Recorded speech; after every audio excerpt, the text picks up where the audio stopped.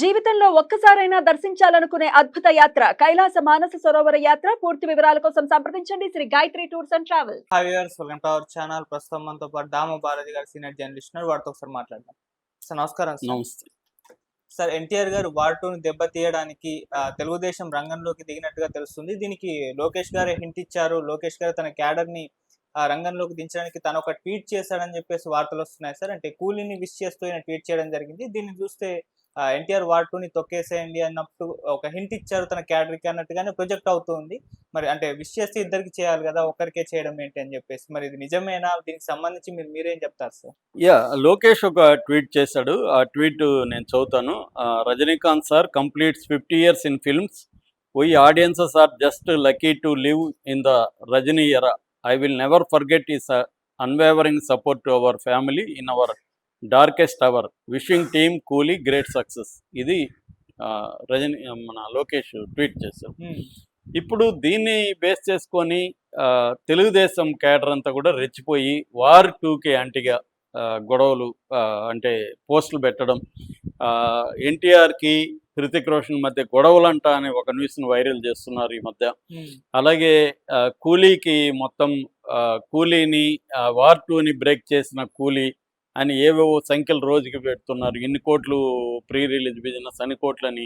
అంటే రజనీకాంత్ సినిమాని తెలుగుదేశం ఓన్ చేసుకొని ప్రమోట్ చేయడం అనేది కనిపిస్తుంది. మరోవైపు దీనికి యాంటీగా నెగిటివిటీ కూడా పెరిగింది వార్ 2కి యాంటీగా. ఇది లోకేషే ప్లాన్డ్గా చేయిస్తున్నాడు, అందుకనే లోకేష్ ఒక సిగ్నల్ ఇచ్చాడు. సో మామూలుగా ఇప్పుడు రజనీకాంత్ ట్వీట్ చేయడం తప్పులేదు, ఎందుకంటే ఆయన చెప్పుకున్నట్టుగా డార్కెస్ట్ అవర్లో, అంటే చంద్రబాబు జైల్లో ఉన్నప్పుడు, లోకేష్కి బయట ఉండి ఇబ్బందులు పడుతున్నప్పుడు వీళ్ళకి మద్దతు ఇచ్చిన వాళ్ళల్లో రజనీకాంత్ కూడా ఉన్నాడు. రజనీకాంత్ చాలాసార్లు ఎలక్షన్ ముందు కూడా చంద్రబాబుని పొగిడాడు. ఆయన హైదరాబాదు నేను న్యూయార్క్లో ఉన్నానా అనుకున్నాను, అలా డెవలప్ చేశాడు చంద్రబాబు ఏమన్నా చెప్పాడు. దీంతో వైసీపీ వాళ్ళు రజనీకాంత్ని ట్రోల్ చేశారు. కొడాలి, నాని, రోజా లాంటి వాళ్ళు డైరెక్ట్గానే రజనీకాంత్ని అటాక్ చేశారు. దానికి ఆయన సమాధానం కూడా ఇచ్చాడు. కుక్కలు మరుగుతుంటాయి ఇట్లాంటిది ఒకటి ఆయన చెప్పాడు. సో అర్థమైందా రాజా అని కూడా తెలుగులో కూడా అన్నాడు తమిళ ఫంక్షన్లో. సో ఆయన కూడా రిటార్ట్ ఇచ్చాడు. సో ఈ గొడవ నేపథ్యంలో రజనీకాంత్ సినిమా రిలీజ్ అవుతున్నప్పుడు లోకేష్ చెప్పడం తప్పే కాదు, కరెక్ట్ చెప్పాలి కూడా. ఎందుకంటే వాళ్ళకి ఇబ్బందుల్లో ఉన్నప్పుడు ఒక హీరో అండగా నిలబెట్టాడు. ముందు నుంచి కూడా చంద్రబాబు ఫ్రెండ్గానే ఆయన ఉన్నాడు. అయితే ఈ కాంటెక్స్ట్లో వారు కూడా అదే రోజు లేదు. ఇక్కడ సమస్య అదే. కూలీ ఒకటే రిలీజ్ అయ్యి చెప్పుంటే ఇబ్బంది లేదు. మరోవైపు జూనియర్ ఎన్టీఆర్కి కూడా ఆయన చెప్పాలి కదా, చెప్పట్లేదు. ఎందుకంటే ఆయన యువగలం పాదయాత్ర అప్పుడు కూడా అనేక మంది జూనియర్ ఎన్టీఆర్ రావాలి రాజకీయాల్లోకి, జూనియర్ ఎన్టీఆర్ నాయకత్వం కావాలన్నప్పుడు లోకేష్ ఓపెన్గానే మాట్లాడాడు. నేను ఆహ్వానిస్తున్నాను జూనియర్ ఎన్టీఆర్ని తెలుగుదేశంలోకి రమ్మని, యాక్టివ్ కమ్మని ఆహ్వానిస్తున్నానని కూడా అన్నాడు. కాకపోతే ఏమైందంటే అరెస్ట్ అయినప్పుడు జూనియర్ ఎన్టీఆర్ ఒక ప్రకటన కూడా వేయలేదు. కనీసం ఒక ఫ్యామిలీ మ్యాన్గా, రాజకీయాలు పక్కన పెట్టు, చాలాసార్లు ఏంటంటే రాజకీయాలు వేరు కుటుంబం వేరు అనేది ఉంటుంది ప్రతి రాజకీయ నాయకుడు కూడా. చాలామంది ఎనిమీస్గా ఉన్న రాజకీయాల్లో వాళ్ళకి వ్యక్తిగతంగా సమస్య వచ్చినప్పుడు మాట్లాడడం అవన్నీ మనం చూస్తాం. అతను ఎవరు, మన తారకరత్నం చనిపోయినప్పుడు బద్ధశత్రువులైన విజయసాయిరెడ్డి, ఇటు బాలకృష్ణ, చంద్రబాబు అందరూ కూడా కలిశారు కదా. సో ముఖ్యంగా విజయసాయిరెడ్డి, బాలకృష్ణ కలిసి పనిచేశారు ఆ ఇష్యూలో. సో అక్కడ ఏంటంటే వాళ్ళకి రాజకీయాలు ఇంపార్టెంట్ కదా, అది ఫ్యామిలీ. మనకి అనేక అరలు లేయర్స్ ఉంటాయి లైఫ్లో. ఎప్పుడు ప్రతి దాంట్లో శత్రుత్వమే ఉండదు. అందులో రాజకీయాల్లో శాశ్వత మిత్రులు, శాశ్వతృలు ఉండరు. అలాంటిది ఇతను కనీసం మానవత్వంతో స్పందించలేదు అన్న కోపం అయితే అందరికి ఉంది. చివరికి బాలకృష్ణ కూడా ఐ డోంట్ కేర్ అని మాట్లాడడం, అతని గురించి అతను చెప్పలేదు కదంటే ఐ డోంట్ కేర్ అని. తర్వాత ఎన్టీఆర్ వర్ధంతప్పుడు, సీనియర్ ఎన్టీఆర్ వర్ధంతప్పుడు ఇతను బ్యానర్లు ఉంటే అర్జెంటుగా ఇప్పుడే తీసేయని చెప్పడం, ఇవన్నీ కూడా మనం చూసాం. సో అంటే మొత్తం తెలుగుదేశం లేదా ఒక రకమైన కమ్మ సెక్షను జూనియర్ ఎన్టీఆర్కి వ్యతిరేకంగా మారిపోవడం అనేది చూసాం. దానికి కొంత కారణం జూనియర్ ఎన్టీఆర్ కూడా. మేబీ అతని రీజన్స్ అతనికి ఉండొచ్చు. మనం ఏమాత్రం సంధించినా మళ్ళీ వీళ్ళు లాగేస్తారు కాబట్టి మనం స్ట్రిక్ట్గా ఉండాలి అని చెప్పి అతను సొంత అక్క సుహాసిని దీనికి కూడా వెళ్ళలేదు, ఇతను కానీ కళ్యాణ్ రామ్ కానీ. అంత స్ట్రిక్ట్గా ఇద్దరు ఉన్నారు. సో ఈ నేపథ్యంలో ఇప్పుడు వీళ్ళు తెలుగుదేశం వాళ్ళు కూలీని ప్రమోట్ చేసి వార్ 2ని ఇబ్బంది పెడతారా అన్న ఇదైతే వచ్చింది. ఎందుకంటే కూలీకి మంచి బజ్ వచ్చింది. సో ఇప్పుడు మొత్తం వీళ్ళు కానీ ఇది చేస్తే వార్ 2 దెబ్బతినే అవకాశం ఉంది. ఫస్ట్ ప్రాబ్లం ఎక్కడ వస్తుంది అంటే థియేటర్లు రెండింటికి సమానంగా ఇచ్చే పరిస్థితి లేదు. ఎందుకంటే ఇక్కడ బ్రేక్ పడిపోతుంది. సో నాగవంశీ టెన్షన్లో ఉన్నాడని కూడా ఎవరు రాశారు. ఎందుకంటే మళ్ళీ ఒక వారంలో అయింది, మాస్ జాతర ఉంది, ఆల్రెడీ కింగ్డమ్లో లాస్ వచ్చింది, ఇప్పుడు ఇది కూడా ఏమన్నా కుంపములుతుందనే భయంలో ఉన్నాడు అని కూడా రాస్తున్నారు.